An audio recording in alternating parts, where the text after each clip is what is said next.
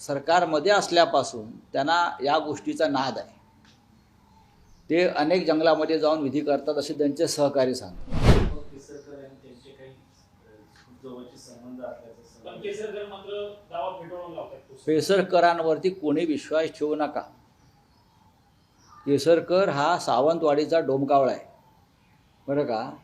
त्यांच्यावरती विश्वास ठेवू नका.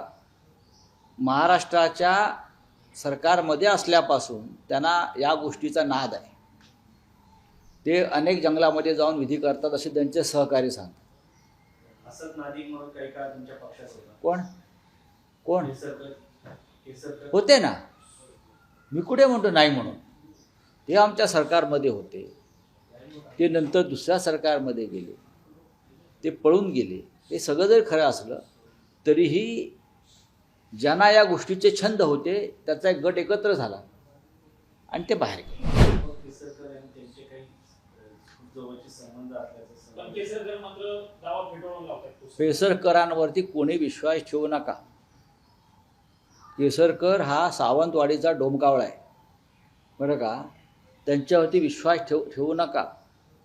महाराष्ट्राच्या सरकारमध्ये असल्यापासून त्यांना या गोष्टीचा नाद आहे. ते अनेक जंगलामध्ये जाऊन विधी करतात असे त्यांचे सहकारी सांगतात. असद नादिक म्हणून काही काळ तुमच्या पक्षात होता. कोण केसरकर होते ना. मी कुठे म्हणतो नाही म्हणून. ते आमच्या सरकारमध्ये होते. ते नंतर दुसऱ्या सरकारमध्ये गेले.